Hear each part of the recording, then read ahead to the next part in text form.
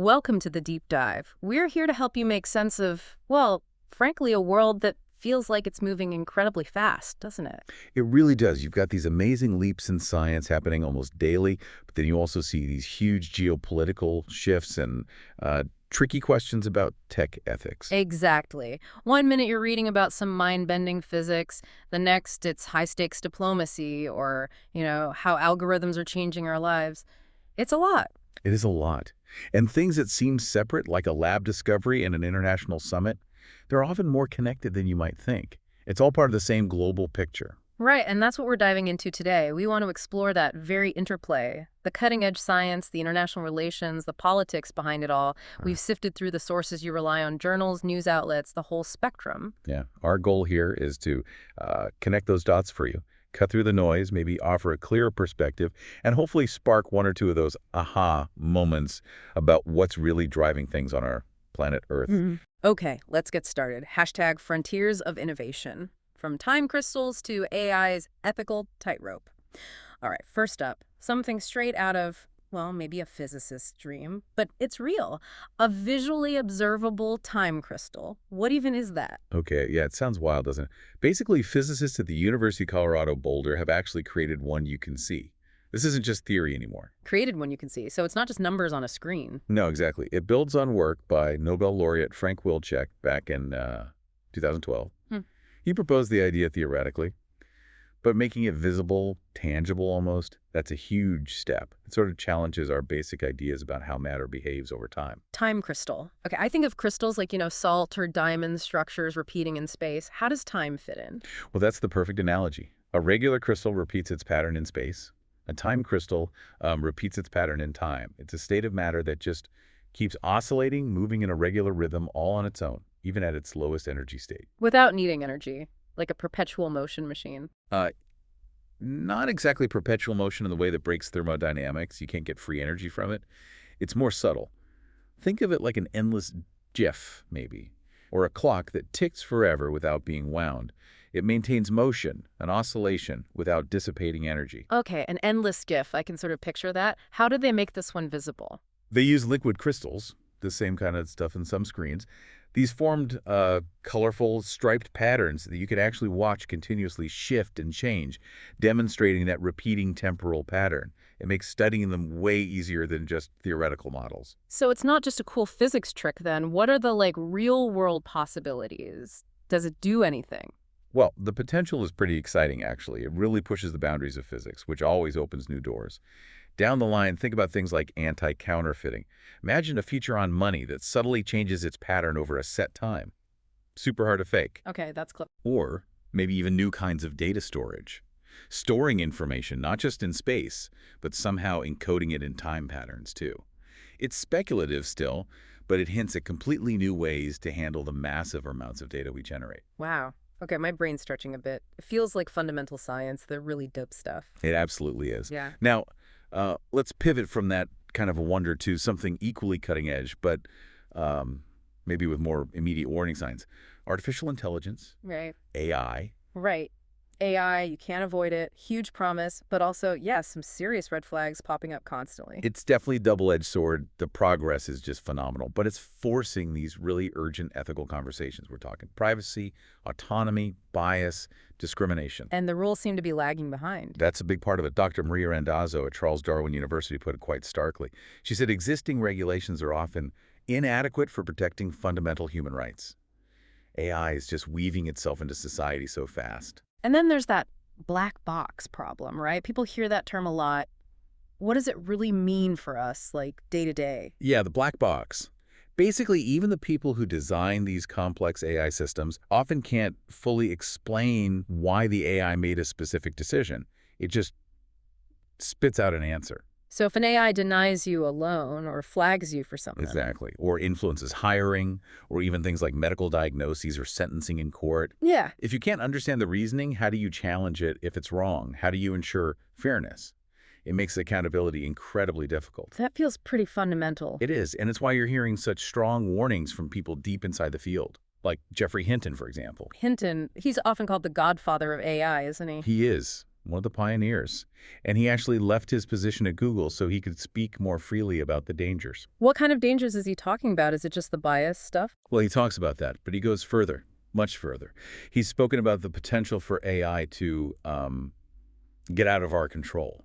He actually put a number on it, suggesting maybe a 20% chance of AI leading to human extinction within the next few decades. Wait, 20% extinction. That's terrifying from Yeah. him. It's a really sobering assessment from someone who knows the technology inside out. It forces you to think beyond just the immediate ethical issues, important as they are, to the really long-term existential stakes. Okay, wow. So putting aside the potential robot apocalypse for a second, what are the more immediate ethical headaches we're already dealing with? Right, back to the here and now. Algorithmic bias is a huge one. AI systems are trained on data. And if that data reflects historical biases, racial, gender, whatever the AI learns, and often amplifies those biases. So it can bake inequality right into the system. Precisely. In hiring, loan applications, even facial recognition used by law enforcement, we're also seeing unpredictable outcomes when AI is used in critical areas like healthcare or autonomous driving. Errors can have, devastating consequences. So it's not just unfairness, it can be actively dangerous. It can be, which is why there's such a push for better ethical frameworks, for regulations that can actually keep pace, for ways to build transparency and accountability into these systems before they're widely deployed. It's a massive challenge. So you've got time crystals, pushing physics into new realms, full of potential, and then AI, incredible potential too, but shadowed by these really profound ethical questions and even existential warnings. It really captures the moment, doesn't it? Humanity reaching for the stars, technically speaking, while also grappling with these incredibly complex, potentially self-inflicted challenges. It's a tightrope walk. Hashtag geopolitical crossroads, the Ukraine war and shifting alliances. And that tightrope walk, that balance between innovation and caution, it plays out not just in labs, but obviously on the world stage too. Let's shift focus now to geopolitics, specifically the ongoing war in Ukraine. Things seem to have escalated again recently. Yes, unfortunately. Reports describe what sounds like one of the most significant Russian aerial assaults since the full-scale invasion began back in 2022. We're talking about a massive wave of drones. So massive. The numbers being reported are over 800 drones launched, apparently in waves, seemingly designed to just overwhelm Ukraine's air defenses. 800, that's hard to even comprehend. Where did they hit? Was it military targets? Well, that's the deeply troubling part. The reports say they struck civilian areas across multiple cities, Kyiv for the capital, but also Chernihiv, Kharkiv, Odessa, places like government buildings, but also residential homes, even kindergartens. Kindergartens? Oh, that's just awful. What about casualties? It's tragic. In Kyiv, an attack on an apartment building reportedly killed 4 people, including a baby and their mother.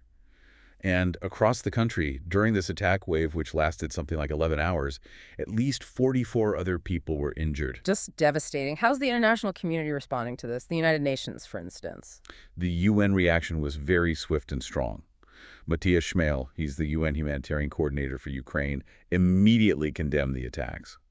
He stressed quite firmly that international humanitarian law demands protection for civilians and civilian infrastructure. Which seems to have been clearly violated here. That's the implication, yes. And UNICEF, the United Nations Children's Fund, also spoke out, expressing deep concern, particularly calling the death of the baby devastating. It's a clear message that these actions are seen as unacceptable. And all this is happening, what, nearly 3.5 years into the full-scale war? Day 12,292, I think the report said. That's right, a grim milestone. And amidst this violence, you still have diplomatic maneuvering happening in the background. It's such a stark contrast. What's happening on that front? Any signs of movement? Well, there's activity. Various European leaders are apparently getting ready to head to the U.S. for talks. And U.S. President Joe Biden has indicated he'll be having a conversation soon with Russian President Vladimir Putin. So efforts are being made, or at least channels are being kept open. But diplomacy has been tricky, hasn't it? There was some controversy around President Trump's recent summit with Putin, for example. Yes, there was. Ukrainian President Volodymyr Zelensky was quite critical. He felt that summit gave Putin a big public relations win, essentially. How so? Zelensky's view was that just by engaging publicly at that level, President Trump inadvertently gave Putin a platform and a legitimacy boost that Kyiv felt was undeserved given the ongoing aggression. He accused Putin of manipulating these kinds of encounters for strategic gain. Okay, that's Ukraine's perspective. How did the Trump administration frame it? And what's Russia saying about peace talks? Well, to provide balance, reports did mention that President Trump hinted at potentially more sanctions against Moscow after the summit, and he reaffirmed his existing tariff on Russian oil coming via India. So it wasn't all conciliatory, perhaps. As for Russia, their public position on peace talks hasn't really shifted. They continue to demand recognition of the new borders they claim and guarantees that Ukraine won't join NATO, the North Atlantic Treaty Organization. Those are still major sticking points then. Huge sticking points. Very hard to see a middle ground there currently. And speaking of Russia, they've also been making some pretty specific claims about a past incident, the Nord Stream pipeline explosions. Yes, that resurfaced recently. Nikolai Patrushev, who's a senior aide to Putin, publicly claimed that Ukraine wouldn't have had the capability to pull off that kind of underwater sabotage on its own. So who are they suggesting was involved? He specifically pointed towards potential Western assistance and even named the UK's elite divers, the Special Boat Service, or SBS, as having the kind of deep-sea expertise required. He essentially argued Ukraine lacked that specialized skill set. That's a pretty direct accusation against the UK. It is.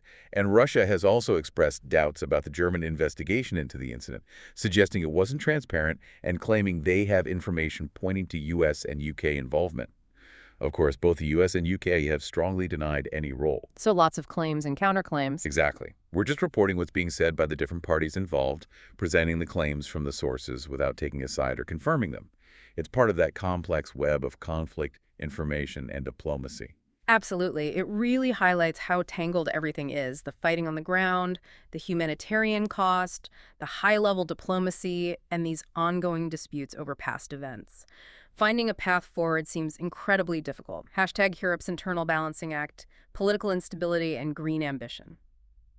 Okay, so we've looked at the frontiers of science and the complexities of global conflict.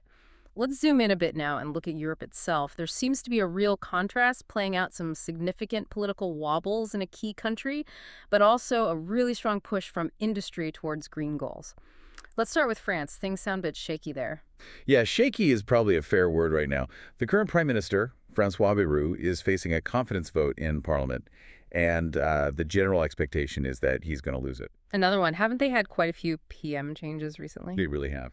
If Bayrou goes, it would be the fourth prime minister in just 3 years. That's a remarkable level of turnover, and it really highlights a persistent instability at the heart of the French government. 4 PMs in 3 years. What does that kind of turn mean for a major European country like France? Well, it creates a lot of uncertainty, obviously. Mhm. It makes it harder to govern effectively, to push through reforms or maintain consistent policy direction. And economically, it's happening at a tricky time. France is already dealing with rising national debt and worries about its credit risk. So could this instability lead to things like credit rating downgrades? Analysts are definitely warning about that possibility. Further downgrades would make it more expensive for France to borrow money, which just adds to the economic pressure. And it also impacts investor confidence, both domestically and internationally. And does France's internal instability have knock-on effects for the rest of Europe? Oh, absolutely. France is a central player in the European Union. This kind of political uncertainty there comes just when Europe as a whole is facing some major external challenges. Well, you've got the ongoing war in Ukraine right on its doorstep. Continued tensions with China, trade disagreements with the United States. These are big issues that require a united and stable European response. Political instability in a key member state like France potentially weakens Europe's ability to act decisively and project leadership on the world stage. It's not ideal timing, to say the least. So a major power grappling with internal political challenges at a critical moment for the continent. But then, contrasting with that picture, you have this other story emerging from European industry. Yes, it's quite a different vibe. While the politicians might be struggling in some capitals, a significant part of Europe's industry, specifically the electric car sector, is showing remarkable unity and ambition. What are they pushing for? Get this. Over 150 executives from across the electric car industry, we're talking big names like Volvo Cars, Polestar, and many others involved in the whole supply chain, they've collectively sent a strong message to the European Union. And that message is? They are urging the EU to stick firmly to its plan for achieving zero emissions for all new cars and vans sold by 2035.